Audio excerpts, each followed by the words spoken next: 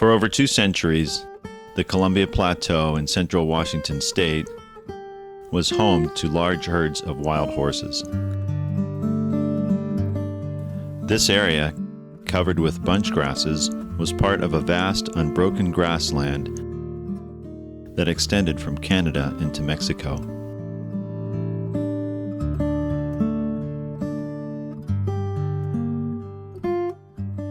The Horse Heaven Hills, located in south central Washington between the Yakima and Columbia River valleys, include approximately 1,200 square miles of rolling hills, plateaus, and steep canyons.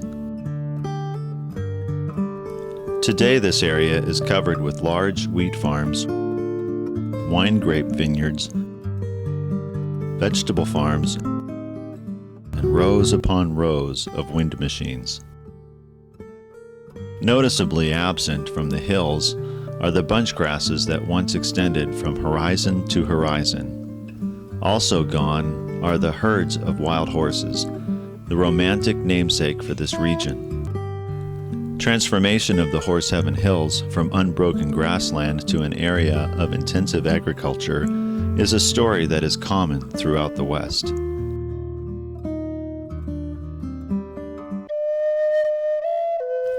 Horses played a significant role in the transformation for more than 200 years. No,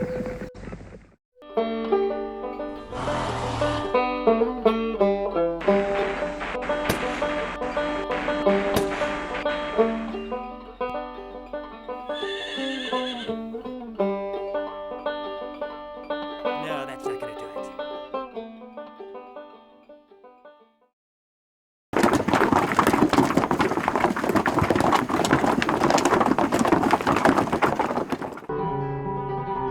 The first of the modern horses was introduced into North America in the 1500s by Spanish conquistadors.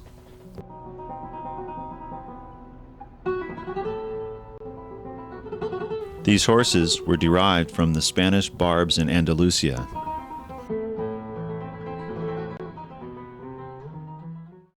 In the Americas, these horses became known as Mustango in the Mexican Spanish dialect. This was later anglicized to Mustang. Mustangs were soon adopted by native Mexican and American Indian tribes.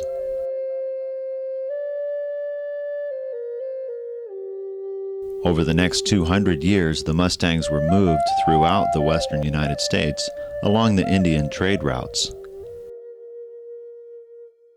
The first Mustangs arrived in the Columbia River Plateau region in the mid-1700s.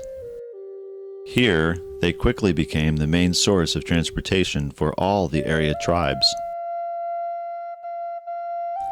Tribal members prized the Mustangs for their speed and stamina.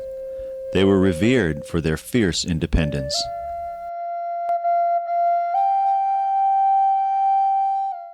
By the time Lewis and Clark passed through this region in 1805, the local tribes were known for their expert horsemanship and for their large stocks of well-bred horses.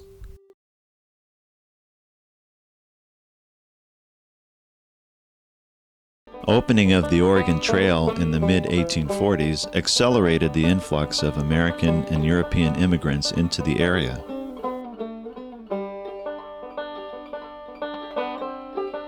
With the immigrants came various breeds of large horses that were better suited to the rigors of farm life than the small Mustangs were.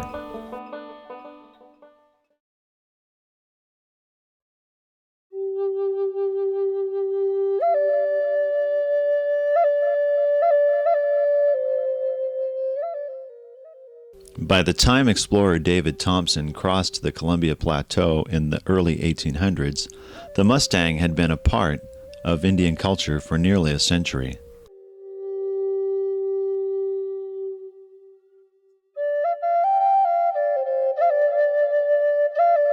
Over the years, many Mustangs had managed to escape and find shelter in the vast grass plains. Alexander Ross, explorer for the Hudson Bay Company, reported seeing hordes of wild horses on lands near the Yakima and Columbia rivers.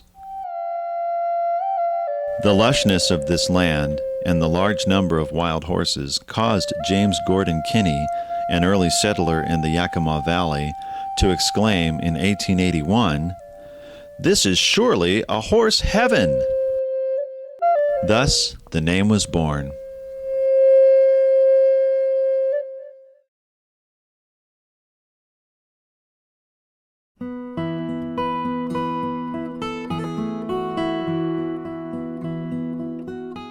In the late 1800s, thousands of immigrants passed through the Columbia Plateau, lured by the prospect of gold. While there were no important gold strikes in Washington, many of the immigrants stopped to homestead in the sparsely settled dry portions of the state.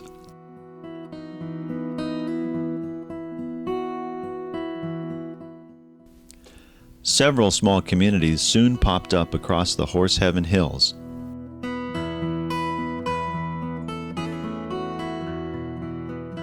However, the expanded Homestead Act of 1909 provided each immigrant with only 320 acres of land.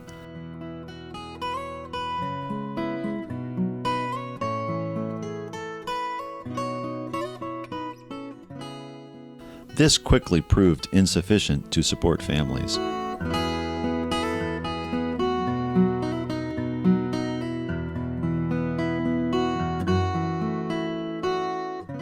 As the homesteaders left, many of the communities vanished.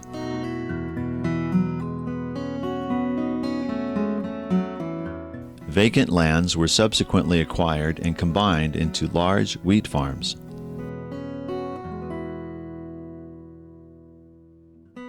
Throughout this period, the Mustang remained the primary saddle horse.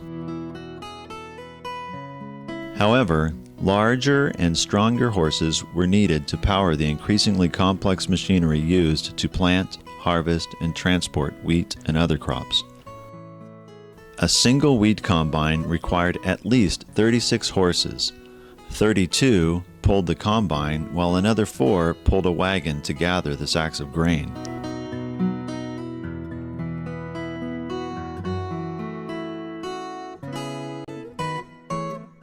Economic good times extended well into the 20th century, and the population of draft horses across the Horse Heaven Hills increased into the thousands.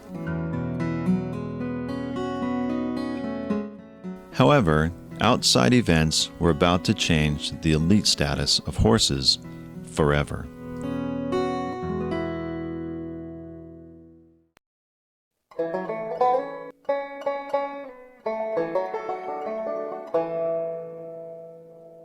Early in the 20th century, gasoline-powered machines began to replace horses for most transportation and farming tasks. As a result, the need for horses decreased, and their monetary value began a slow decline.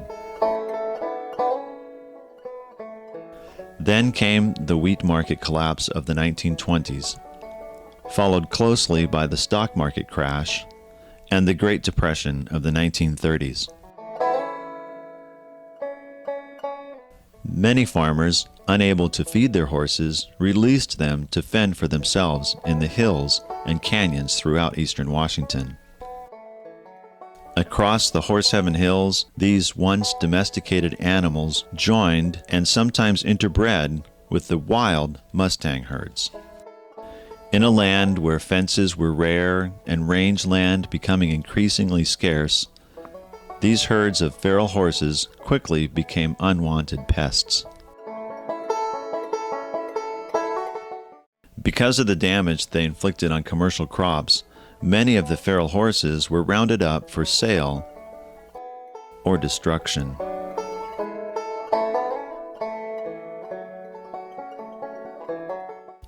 In the 1920s, serious efforts were made to capture as many wild horses as possible, fueled by a demand for horse meat, hides, and other byproducts. 5-year period between 1925 and 1930, a single company in Portland is reported to have slaughtered and shipped the meat from over 300,000 feral horses to Europe for consumption, according to Time magazine in 1939. The Great Depression of the 1930s made tractors unaffordable for many farmers in the South, so many captured wild horses were diverted from the slaughterhouses to southern farms. Details of roundups during the early 1900s are somewhat sketchy.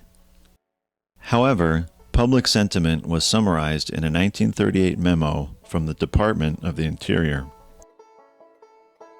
A wild horse consumes forage needed by domestic livestock, brings in no return, and serves no useful purpose. Archie D. Ryan. Ultimately, eradication attempts in central Washington were successful. After more than 200 years of elite status and fierce independence, the wild horses were eliminated from the Horse Heaven Hills in less than 3 decades. Now, a single sign celebrates their passing.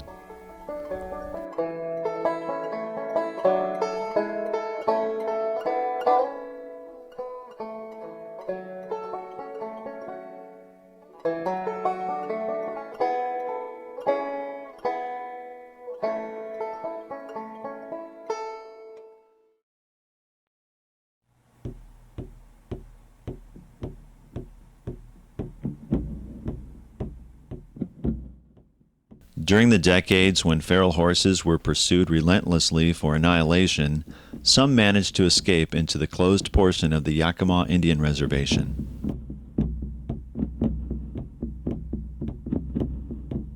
The reservation contains hundreds of square miles of remote, rugged land accessible only to tribal members. Consequently, feral horses that were able to adapt to this harsh environment didn't just survive, they flourished along with native wild mustangs.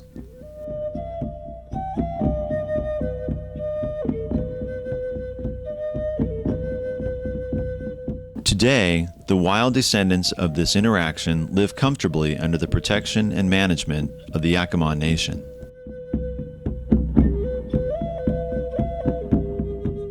More than 2 centuries after the Yakima people first welcomed the modern horse into the Horse Heaven Hills, they again control the future of their wild descendants.